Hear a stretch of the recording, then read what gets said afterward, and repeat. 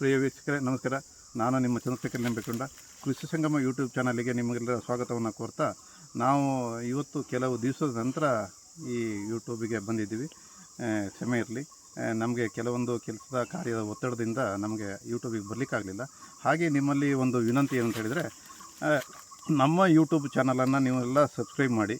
ಬರೀ ಶೇರ್ ಮಾಡೋದು ನೋಡೋದಷ್ಟೇ ಅಲ್ಲ, ಸಬ್ಸ್ಕ್ರೈಬ್ ಮಾಡಿದಾಗ ನಮಗೂ ಒಂದು ಉತ್ತೇಜನ ಬರುತ್ತೆ. ನಿಮಗೆ ಹೊಸ ಹೊಸ ಮಾಹಿತಿಯನ್ನು, ಹೊಸ ವೈಜ್ಞಾನಿಕ ಮಾಹಿತಿಯನ್ನು, ಕೃಷಿಯಲ್ಲಿ ಆಗ್ತಕ್ಕಂಥ ವೈಜ್ಞಾನಿಕ ಮಾಹಿತಿಯನ್ನು ನಾವು ನಿಮಗೆ ಹೇಳ್ಬೋದು. ನೀವು ಸಮೇತ ಅನುಸರಿಸ್ಬೋದು. ಮತ್ತು ಜೊತೆಗೆ ಮೆಸೇಜ್ ಮಾಡ್ಬೋದು, ಕೇಳ್ಬೋದು. ಫೋನ್ ನಂಬರು ಸಮೇತ ನಾವು ಕೊಟ್ಟಿರ್ತೀವಿ. ನೀವು ಸಮೇತ ನಮಗೆ ಮುಖಾಮುಖಿಯಾಗಿ ವಿಚಾರಗಳನ್ನು ವಿನಿಮಯ ಮಾಡ್ಕೊಳ್ಬೋದು. ಹಾಗಾಗಿ ನಮ್ಮ ಜ್ಞಾನ ಜೊತೆಗೆ ನಿಮ್ಮ ಜ್ಞಾನನೂ ವೃದ್ಧಿಯಾಗುತ್ತೆ ಅಂತ ಹೇಳ್ತಿಕೊಳ್ತಾ, ನಾವು ಇವತ್ತು ಕಾಫಿಗೆ ಹೂವಿನ ನಂತರ ನಮ್ಮ ಕೃಷಿ ವಿಜ್ಞಾನಿಗಳು ಹೂವಿನ ನಂತರನೇ ಗೊಬ್ಬರ ಕೊಡಬೇಕು ಅಂತೇಳಿ ನಮಗೆ ಯಾವತ್ತೂ ಆಗಿಂದಾಗೆ ಹೇಳ್ತಿರ್ತಾರೆ. ನಮ್ಮಲ್ಲಿ ಸಾಕಷ್ಟು ಜನ ಕೊಡೋದಿಲ್ಲ. ಒಂದು ಆಳುಗಳ ತೊಂದರೆ ಇರ್ಬೋದು, ಇಲ್ಲಾಂದರೆ ನಮಗೆ ಈಗ ನೀರು ಕೊಟ್ಟಾಗುತ್ತಾ, ನೀರು ಕೊಟ್ಟಾಗ ಗೊಬ್ಬರ ಕೊಟ್ಟಾಗುತ್ತಾ, ಹೇಗಾಗುತ್ತೆ, ಏನಾಗುತ್ತೆ ಅಂತ ಹೇಳ್ತಕ್ಕಂಥ ಸಂಶಯದಲ್ಲಿ ನಾವು ಇರ್ತೀವಿ. ಹಾಗಲ್ಲ, ನಾವು ಮೊದಲನೇ ಮಳೆಗೆ ಈ ಹೂವಿಗೆ ನೀರು ಕೊಡಬಾರ್ದು. ಹೂವಿನ ನಂತರ ಅಂದರೆ ಸುಮಾರು ನಾವು ಬ್ಯಾಕಿಂಗ್ ಕೊಡ್ತೀವಿ 15 ದಿವಸದ ನಂತರ. ನಾವು ಈ 19 ದಿವಸದ ನಂತರ ಕೊಟ್ಟರೆ ಎರಡನೇ ಸರಿ ಹೂ ಬರಲಿಕ್ಕೆ ಅವಕಾಶ ಇರುತ್ತೆ. ಅದಂದರೆ ಏನು ಸೆಕ್ಸ್ ಹಾರ್ಮೋನ್ ಫಿಕ್ಸೇಷನ್ ಪುನಃ ಫಿಕ್ಸೇಷನ್ ಆಗುತ್ತೆ ಹೊಸ ಬಂದಂಥ ಗಂಟುಗಳಲ್ಲಿ. ಹಾಗಾಗಿ ನಾವು 19 ದಿವಸದ ಮೊದಲೇ ಕೊಟ್ಟರೆ ನಮಗೇನಾಗುತ್ತೆ, ಈ ಹೂ ಎರಡನೇ ಸರಿ ಹೂ ಬರಲಿಕ್ಕೆ ಅವಕಾಶ ಇರೋದಿಲ್ಲ.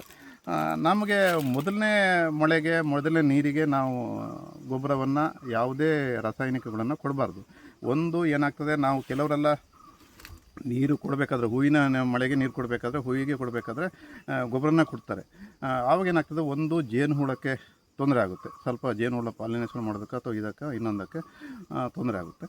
ಎರಡನೇದು ಏನಾಗುತ್ತೆ, ಮಣ್ಣಲ್ಲಿ ಸೂಕ್ಷ್ಮಾಣುಜೀವಿಗಳ ಆ್ಯಕ್ಟಿವಿಟೀಸ್ ಕಡಿಮೆ ಇರುತ್ತೆ. ಯಾಕಂತಂದರೆ ಆ ಮಳೆಗೆ ಅವು ಆ ಬಿಸಿಲಿನ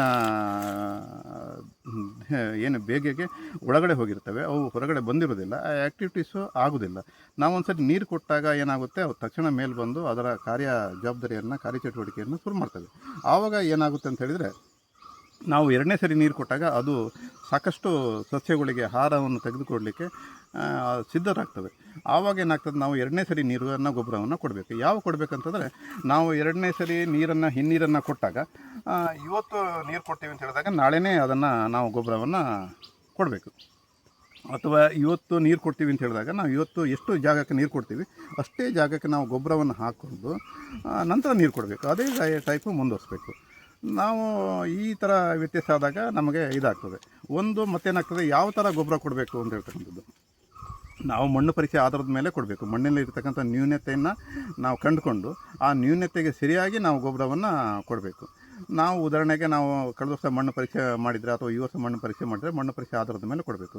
ಒಂದು ಆ್ಯಕ್ಚುಲಿ ನಾವು ಏನು ಹೇಳ್ತೀವಿ ಅಂತಂದರೆ, ಒಂದು ಬ್ಯಾಗ್ ಯೂರಿಯಾ, ಒಂದು ಬ್ಯಾಗು ಪೊಟ್ಯಾಸು, ಒಂದು ಬ್ಯಾಗ್ DAP-ಯನ್ನು ಮಿಕ್ಸ್ ಮಾಡಿ ಕೊಡುವಂಥದ್ದು. ಸುಮಾರು ಒಂದು 200 ಗ್ರಾಮ್ ಅಷ್ಟು ಒಂದು ಗಿಡಕ್ಕೆ ಕೊಡುವಂಥದ್ದು. ಈ ಥರ ಗಿಡಕ್ಕೆ ಒಂದು 200 ಗ್ರಾಮ್ ಅಷ್ಟು ಕೊಡುವಂಥದ್ದು. ಅದು ಆಯಿತು. ಆ ನಂತರ ನಾವು ಪಾಲಿಯರ್ ಸ್ಪ್ರೇಯನ್ನು ಸಮೇತ ಮಾಡಬೇಕು. ಪಾಲಿಯರ್ ಸ್ಪ್ರೇ ಯಾವಾಗ ಮಾಡಬೇಕು ಅನ್ನೋದು ಭಾಳ ಮುಖ್ಯ. ಈ ಗೊಬ್ಬರವನ್ನು ಕೊಟ್ಟು ನಾವು ಪಾಲಿಯರ್ ಸ್ಪ್ರೇ ಮಾಡೋದಕ್ಕೂ ಗ್ಯಾಪ್ ಇರಬೇಕು. ಯಾಕಂದರೆ ಗೊಬ್ಬರ ಕೊಟ್ಟಾಗ ಬೇರಿನ ಬೆಳವಣಿಗೆ ಆಗ್ತದೆ. ಆ ಬೇರಿನ ಬೆಳವಣಿಗೆ ಆಗಿದ ನಂತರ ನಾವು ಎಲೆಯಲ್ಲಿ ಚಟುವಟಿಕೆ ಜಾಸ್ತಿ ಶುರು ಆಗುತ್ತೆ. ಆವಾಗ ಫುಡ್ ಆಗುತ್ತೆ ಇದೆ ಒಂದು. ಮತ್ತು ಎರಡನೇದು, ಹೂವು ಆದಾಗ ಏನಾಗ್ತದೆ, ಈ ಸಣ್ಣ ಸಣ್ಣ ಬಡ್ಸಲಲ್ಲ, ಅದು ಈ ಗರ್ಭಾಶಯದ ಗೋಡೆಯನ್ನು ಕಟ್ಟಲಿಕ್ಕೆ, ಗಟ್ಟಿ ಆಗಲಿಕ್ಕೆ, ಒಳಗಡೆ ಬೀನ್ ಬೆಳಿಲಿಕ್ಕೆ ನಮಗೆ ಅಗತ್ಯ ಪಾಲಿಯರು ಬೇಕಾಗುತ್ತೆ. ಆವಾಗ ಪಾಲಿಯರು ಸಮೇತ ನಾವು ಕೊಡಬೇಕು. ಯಾವ ಕೊಡಬೇಕಂತ ಹೇಳಿದ್ರೆ, ನಾವು ಗೊಬ್ಬರ ಕೊಟ್ಟು 15 ದಿವಸಕ್ಕೆ ನಾವು ನೀರು ಕೊಡ್ತೀವಿ. ನೀರು ಕೊಟ್ಟು ಒಂದು 5 ದಿವಸದ ನಂತರ, ಅಂದರೆ ಒಂದು 20 ದಿವಸದಲ್ಲಿ ಪಾಲಿಯರ್ ಕೊಡಬೇಕು. ಯಾಕಂದರೆ ಮಣ್ಣಲ್ಲಿ ಫಸ ಇರಬೇಕು ಪಾಲಿಯರ್ ಕೊಡಬೇಕಾದ್ರೆ.